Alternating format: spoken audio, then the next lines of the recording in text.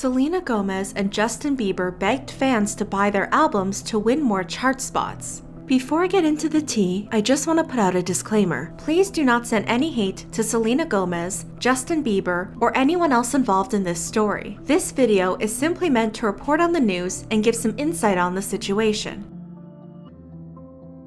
On January 10th, Selena Gomez released her album Rare after working on it for 4 years. In a Los Angeles Times review, pop music critic Michael Wood noted that the album addresses both the romantic and health-related matters, as well as the overarching experience of being as closely scrutinized as anyone with 165 million followers on Instagram. He added, "Fans of the pop singer and burgeoning filmmaker know she's been through plenty in the intervening half-decade, including breakups and makeups with Justin Bieber and The Weeknd, struggles with depression and anxiety, even a kidney transplant that stemmed from complications of lupus." According to Billboard, Selena Gomez's new studio album Rare is aiming for a possible #1 debut on next week's Billboard 200 chart. Meanwhile, the current #1 champ, Roddy Ricch's Please Excuse Me for Being Antisocial, has a chance of holding on to the top slot for a third non-consecutive week. The Billboard 200 chart ranks the most popular albums of the week in the US. On January 16th, Selena posted a video to Instagram about buying her own album.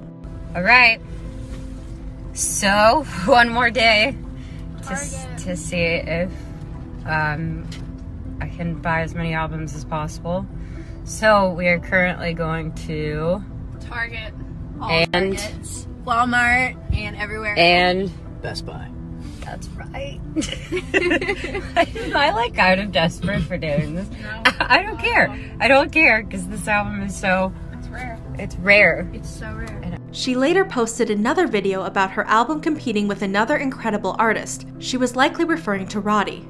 So I just found out that my album is neck to neck with another incredible artist. I told people before that, you know, it's not about numbers for me, but I would love for the most important album I've ever released to become #1.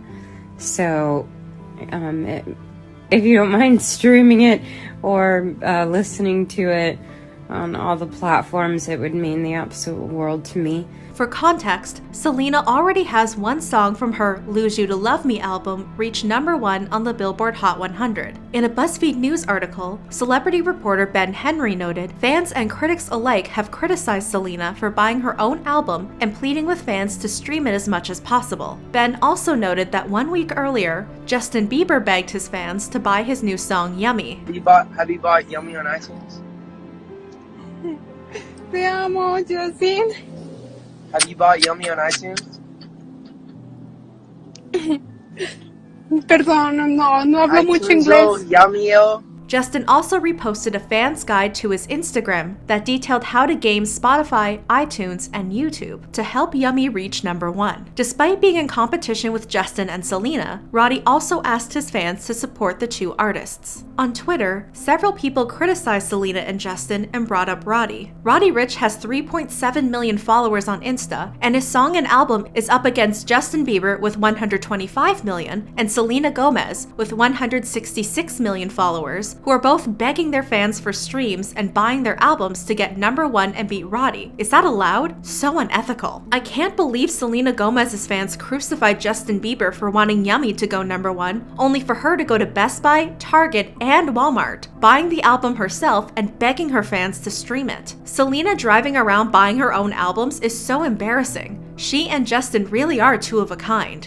Selena Gomez. If your album deserved #1, you wouldn't have to go to several stores yourself and buy your own album all out. Stream The Box by Roddy Ricch. What's with these artists begging for a #1? Y'all millionaires, stop being desperate. One person defended Selena, saying that it's normal for celebrities to buy their own album. Celebrities buying their own albums during release week is normal. So many of them do it, so don't attack Selena. It's not like she's buying 1,000 or something. Others praise Selena and encourage people to stream her album. The more more I listened to Rare, the more I noticed all the lyrics and meanings behind each song. I truly believe this is Selena Gomez's best work to date. Rare changed my life. I made these songs my own, and each one has a different meaning. This album is a lyrical masterpiece. Thank you for helping me fight chronic Lyme disease. Love you. If you haven't streamed Selena Gomez's new album Rare yet, do it now. I love, love, love it. On January 21st, Billboard announced that Selena's album reached #1 on their 200 chart. Keith Caulfield, the co-director of charts at Billboard, said, "Unlike many releases, Rare's bow was not enhanced by album sales generated from a concert ticket album sale redemption offer. However, it did get an assist from sales of many merchandise album bundles sold via Gomez's official website, as well as a deluxe CD with bonus tracks available only at Target." After the announcement was made, Selena thanked her fans and admitted she was a bit embarrassed. "It's officially out. I was a bit embarrassed asking so often for you to stream or buy my album. It felt inauthentic. Thank you so much for making something so personal to me be a moment I'll never forget. All I truly desire is for you all to enjoy the music and spread the love." On Twitter and Instagram, people had mixed responses. She deserves. She sold 50K on pure sales. Roddy did 1K. Love her, but not her music. She bought all her albums herself. Honestly unfair to artists out there that work very hard to get recognition that want their albums sold. She said numbers don't mean anything. She basically snubbed people on the charts by doing this. You deserve it. It's an amazing album. It's okay that you ask your fans to stream your album. The problem is that you did it by bringing down Roddy. Like, the goal was to kick him out from #1, and then you softened it by saying he's an incredible artist, which reminds me of gaslighting. It really had me shook, and I just can't understand why you would do something like that. This seems to be the end of the situation for now.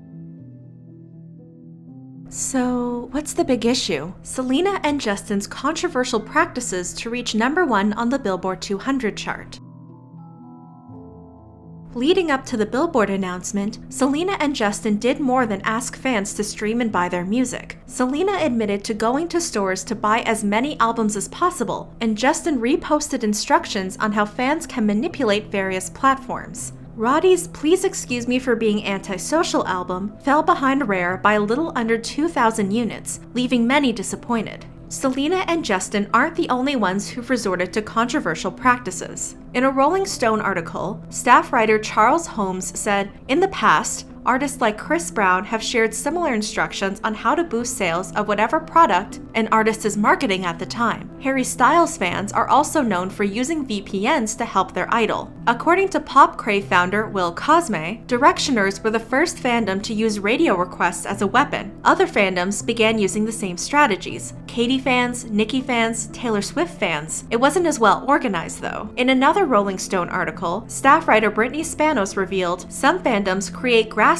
promotional campaigns and offer instructions on how to maximize streams and change IP addresses for fans who live outside the US. After Spotify launched in the US in 2012, streaming played a significant part in helping a song reach #1 on Billboard's charts. A year later, YouTube played a bigger part, since any video that featured 30 seconds of the official recording of a song would count. Audio streaming now counts for somewhere between 40 and 50% of the data that figures into a song appearing on the Hot 100 on any given week, with Spotify, Tidal, and Apple Music taking the lead. Radio airplay and digital sales make up the rest of the data for the constantly fluctuating formula. She noted that Billboard and various streaming companies have ways of targeting any listening behavior that may seem fraudulent from their perspective. In a statement to Rolling Stone, a Spotify spokesperson said, "We have multiple fraud detection measures in place. The Spotify content operations team regularly monitors consumption on the service to look for fraud, and any possible fraudulent activity is investigated and dealt with immediately." So you see, the changing music industry has led to using controversial practices to top Billboard's chart.